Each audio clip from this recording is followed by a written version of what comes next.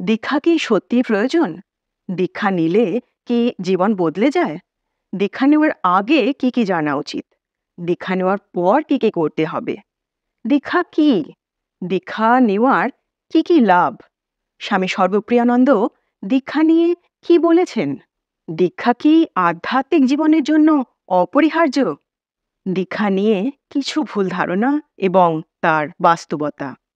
স্বামী সর্বপ্রিয়ানন্দজি মহারাজ উদাহরণ দিয়ে বললেন, যেমন ধরুন একজন কৃষক যখন তার ফসল বোনে তখন তিনি ঈশ্বরের উপর ভরসা রাখেন এবং ফসলের ভালো ফলনের জন্য প্রার্থনা করেন। মা সারদা দেবীর উপদেশগুলি সাধারণ জীবনের অনেক পরিস্থিতিতে প্রযোজ্য এবং অনুসরণ করা সহজ, কিন্তু দেখুন তো, আমরা জানি তবুও ভুলে যাই। তাই আরেকবার চলে এলাম মায়ের আরো কয়েকটি কথা আপনাদের সাথে শেয়ার করতে, যেগুলি স্বামী সর্বপ্রিয়ানন্দজি মহারাজ ব্যাখ্যা করেছেন কিভাবে এগুলি আমাদের জীবনে প্রয়োগ করা যায়, তার বাস্তব উদাহরণ দিয়ে ব্যাখ্যা করেছেন। ঈশ্বরের প্রতি আপনার ভক্তি এবং আত্মসমর্পণ হল আপনার আধ্যাত্মিক অনুশীলন। স্বামী সর্বপ্রিয়ানন্দজি মহারাজ উদাহরণ দিয়ে বললেন, এই উপদেশটি বোঝায় যে আমাদের জীবনে ঈশ্বরের প্রতি ভক্তি এবং আত্মসমর্পণ আমাদের আধ্যাত্মিক অনুশীলনের মূল অংশ।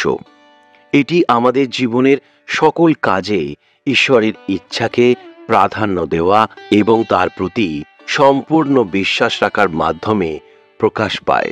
স্বামী সর্বপ্রিয়ানন্দজি মহারাজ তার বিভিন্ন বক্তৃতায় আমাদের মতো সাধারণ মানুষের জীবনকে মা সারদা দেবীর দর্শন এবং শিক্ষাগুলি কিভাবে প্রভাবিত করতে পারে সেই নিয়ে আলোচনা করেছেন বারবার, এবং এটা বোঝাতে চেষ্টা করেছেন যে ঈশ্বর প্রেম হল সবচেয়ে মহান প্রেম এবং এই প্রেমে কোনো দুঃখ নেই। প্রার্থনা এবং ভগবানের নাম জপ করা মনের শুদ্ধি করে, পূর্বের কর্মের বন্ধন কাটিয়ে দেয়। নমস্কার বন্ধুরা, আমি নীল, আপনারা দেখছেন ইটস নীল 01। উদাহরণস্বরূপ স্বামী সর্বপ্রিয়ানন্দজি মহারাজ বললেন, ধরুন একজন শিক্ষক আছেন যিনি প্রতিদিন তার ছাত্রদের পড়ান। তিনি তার পেশাকে কেবল একটি চাকরি হিসেবে না দেখে ঈশ্বরের প্রতি ভক্তি এবং আত্মসমর্পণের একটি উপায় হিসেবে দেখেন।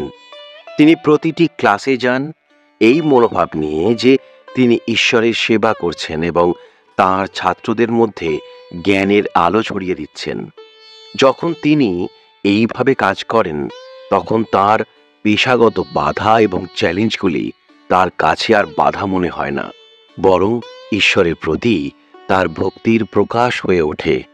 এই মনোভাব তাকে তার পেশায় আরো সফল এবং তার ছাত্রদের জীবনে আরো গভীর প্রভাব ফেলতে সাহায্য করে। এভাবে ঈশ্বরের প্রতি ভক্তি এবং আত্মসমর্পণ তার দৈনন্দিন জীবনে একটি সফল এবং পূর্ণ জীবনযাপনের পথ দেখায়। আশা করি এই ভিডিওটির মাধ্যমে ইটস নীল 01 চ্যানেলটি আরও বেশি মানুষের কাছে পৌঁছতে পারবে এবং তাদের জীবনে আধ্যাত্মিক জ্ঞানের আলো ছড়িয়ে দেবে। আমাদের জীবন এক অবিরাম যাত্রা। জন্মের পর থেকেই আমরা কত বাধা, কত বিপত্তি, কত প্রশ্নের মুখোমুখি হই। কখনো কখনো মনে হয় যেন আলোর দিশা হারিয়ে ফেলেছি। এই অন্ধকারাচ্ছন্ন পথে আধ্যাত্মিকতার আলো আমাদের দেখিয়ে দেয় সঠিক পথের দিক। নমস্কার, খুব ভালো থাকবেন।